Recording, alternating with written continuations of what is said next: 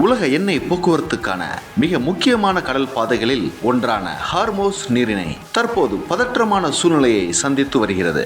America மற்றும் Israel இணைந்து நடத்திய தாக்குதலுக்கு பதிலாக ஈரான் இந்த கடல்வழி பாதையில் கடுமையான கட்டுப்பாடுகளை அமல்படுத்தியுள்ளது. இதன் விளைவாக உலகளவில் எண்ணெய் விலைகள் உயர்ந்து பல நாடுகள் பொருளாதார சிக்கல்களை எதிர்கொண்டு வருகின்றன. இந்த நிலையில் அமெரிக்கா உலக நாடுகளிடம் ஒரு முக்கிய கோரிக்கையை முன்வைத்துள்ளது. ஹார்மோஸ் நீரிணையில் கப்பல்கள் சுதந்திரமாக செல்ல மற்ற நாடுகளும் இராணுவ உதவி வழங்க வேண்டும் என்று கேட்டுள்ளது. ஆனால் இந்த கோரிக்கைக்கு அமெரிக்காவின் கூட்டாளி நாடுகள் எதிர்பார்த்த பதிலை அளிக்கவில்லை. ஜெர்மனி உள்ளிட்ட ஐரோப்பிய நாடுகள் இது எங்களுடைய போர் அல்ல என்று தெளிவாக தெரிவித்துள்ளன. போரில் ஈடுபடுவதற்கு பதிலாக அதை முடிவுக்கு கொண்டு வர வேண்டும் என்பதே அவர்கள் கருத்தாக உள்ளது.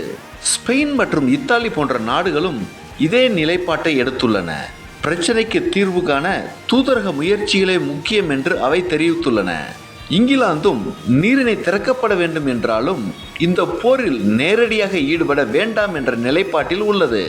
இது அமெரிக்கா மற்றும் அதன் கூட்டாளிகள் இடையே கருத்து வேறுபாடுகள் அதிகரித்து வருவதை காட்டுகிறது.